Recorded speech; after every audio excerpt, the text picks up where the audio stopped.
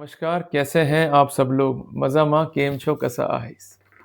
आज एक महत्वपूर्ण टॉपिक पर जो है मैं डिस्कस करूँगा। टॉपिक जो है जुड़ा हुआ है चीटिंग के अपराध से। चीटिंग के अपराध से आप क्या समझते हैं? मैं आपसे पूछता हूँ। भाई यूजुअली यही आपके माइंड में होगा कि आपने किसी से पैसे लिए और वो पैसे आप रिफंड नहीं कर पाए, तो ये चीटिंग का मामला जो है बन जाएगा। जबकि ऐसा होता ही नहीं है। अगर आपने किसी से पैसे लिए हैं, वो पैसे आप रिफंड नहीं कर पा रहे हो, जो परिवादी है वो आएगा और आपसे कहेगा कि साहब पैसे जो है रिफंड करो। जब आप पैसे उसको नहीं दोगे, अल्टीमेटली वो जाएगा किसी पीएस पे, मीन्स थाने पे, और एक एफआईआर जो है लिख कर देगा या एक रिपोर्ट जो है लिख करके देगा कि साहब मेरे साथ जो है धोखा हो गया। मैंने पैसे दिए, अब अगला व्यक्ति जो है पैसे लेके बैठा हुआ है और पैसों को जो है हज़म उसने कर लिया। अब इस रिपोर्ट में क्या करेगी पुलिस? जो कंसर्न अक्यूज़्ड है उसे कॉल करेगी कि आप जो है थाने आ जाओ और आपसे जो है जाँच कार्रवाई करनी है।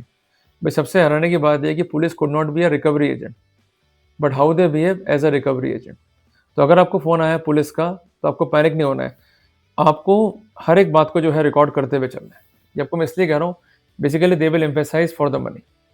गलत तरीके से अगर पुलिस भी पैसा माँग रही है, तो आप उस रिकॉर्डिंग के बेसिस पे कार्रवाई कर सकते हैं एंटी करप्शन लॉ। तो ये हो गया अपना डिफेंस पॉलिसी नंबर 1। क्लियर हो गया अपने को? दूसरी बात ये है, एक एग्ज़ाम्पल लेते हैं।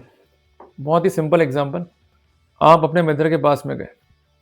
आपने कहा साहब मुझे रुपए चाहिए और आप वो रुपए उससे लेकर आ गए और उसने भी बगैर किसी दबाव के एज़ पर कंसेंट आपको जो है रुपए दे दिए।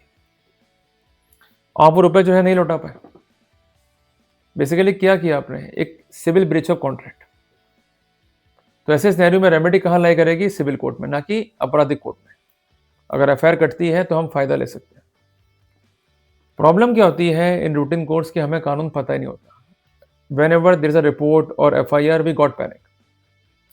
अब यहाँ पर आपकी हेल्प कैसे होगी? आपको जो है काम करना होगा on the cash flow statement.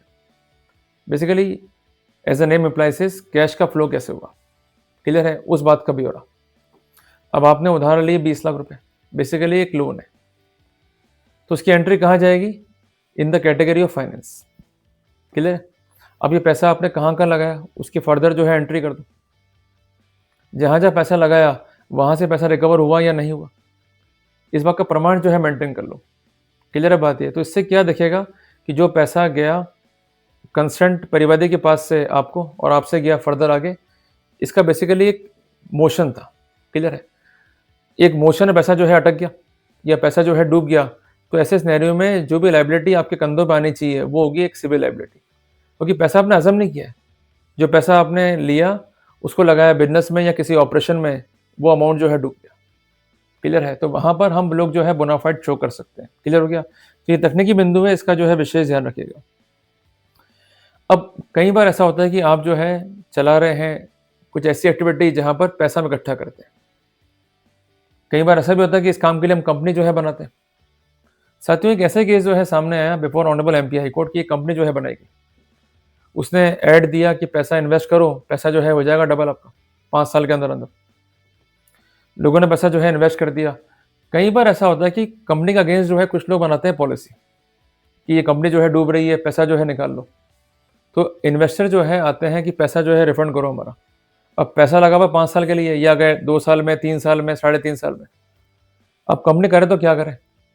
अब कंपनी पैसा रिफंड करने की स्थिति में नहीं होती है। ये लोग हल्ला करते हैं, मॉब को ले आते हैं और कोशिश ये करते हैं कि प्रेशर बना करके पैसा जो है रिकवर किया जाए। जब ऐसा नहीं होता है तो आप लोग प्रीमाइसेस को जो है बंद कर देते हो। तो इनका कहना ये होता है कि ये बंदे जो है भाग खड़े हुए और ये आपका कॉन्डक्ट जो है शो करते हैं। आपको एक बात ध्यान रखनी चाहिए कि जब इस तरह की स्थितियाँ दिख रही है, जिसको हम कहते हैं एप्रीहेंशन ऑफ इंजरी, तो आप इन्फॉर्म करो लोकल पुलिस को, प्रशासन को, उनसे हेल्प मांगो कि पुलिस का जो है प्रोटेक्शन दिया जाए। Apart from that you have to inform to the concern persons जिन्होंने पैसा इन्वेस्ट किया है कि ये पैसा आपने जो इन्वेस्ट किया है ये 5 ईयर के लिए। किसी ने फैलाई रूमर, मीन्स अफवाह फैला दी, जिसके कॉन्सिक्वेंस में आप जो है मॉब इकट्ठा कर रहे हैं। आप कंपनी के दफ्तरों के बाहर आए रहते हैं, आप न्यूसेंस क्रिएट करते हैं, आप लोग आपराधिक गतिविधियां जो है कर रहे हैं और अल्टीमेटली आप लोग ये भी कह रहे हैं जो कंपनी के डायरेक्टर्स हैं या जो कंसर्न एम्प्लॉयज़ हैं इनको जान से मार देंगे। Just to save ourselves as per the protocol of law हम लोग जो है प्लान कर गए। अब आप खुद सोचिए अगर इस तरह कॉरेस्पॉन्डेंस है, कोई गलत काम किया क्या आपने? कोई क्राइम किया क्या आपने? कोई कॉन्डक्ट जो है आपका गलत है क्या? हर आदमी चाहता है सिक्योरिटी ऑफ हिज और हर लाइफ। अगर जो ये स्टेप आप ले रहे हो ये जस्टिफाइड है एज पर लॉ। इसी बार बार मैं कह रहा हूँ कि हर बात का जस्टिफिकेशन है। आप लोग क्या विश्वास करते हो बोलने में? बोलने में कुछ नहीं रखा है, लिखित में जो है काम करना है। क्लियर है बात ये? अगर लिखित में काम नहीं करोगे नुकसान जो है आपको खाना पड़ेगा। अब मोटी मोटी बात आप ये भी समझ लो, जब भी होती है एफआईआर आप लोग एंटिसिपेटरी मूव करते हो। देखिए अगर मामला चीटिंग का दर्ज हुआ है तो वहां नहीं लगानी है एंटिसिपेटरी, और अगर लगा भी रहे हो एंटिसिपेटरी तो आपको ये मालूम होना चाहिए you have to show the apprehension of arrest apart from that allegations are false. उसके लिए होमवर्क क्या किया आपने? बस 2 बंदे लिखे और लगा दिए एंटिसिपेटरी। होमवर्क पूरा करो, जवाब दो एफआईआर का। अगर आपके पास जवाब नहीं है सफलता नहीं मिलेगी आपको। कोर्ट जो है गला पकड़ लेगा आपका कि ये फंड्स गए कहाँ पर। इसलिए बार बार मैं कह रहा हूँ कि कैश फ्लो स्टेटमेंट आप रेडी करो, जो सबमिशंस हैं एफआईआर पे वो रेडी करो। और कई बार ऐसा भी होता है जो मैंने बताया आपको मैंने कि एफआईआर जो है वो होती है प्री मैच्योर, कि वादा किया कंपनी ने कि अमाउंट जो है डबल कर देंगे 5 साल में, अब जो इन्वेस्टर्स हैं वो आ गए 3 साल 3.5 साल में। अगर इस तरह की स्थितियां हैं तो वहां पर एफआईआर जो है प्री मैच्योर है। क्लियर बात है? तो इसका भी हम जो है बेनिफिट ले सकते हैं। तो कुल मिला करके अगर डिस्प्यूट सिविल इन नेचर है तो वहां पर इसका बेनिफिट जो है हम ले सकते हैं, पर इसके लिए हमें होमवर्क करना होगा। और एक विकल्प और यहाँ ये भी है कि आप जो है चाहते हैं पैसे रिफंड करना, पर चूंकि मॉब है आपको मार सकती है तो करें क्या?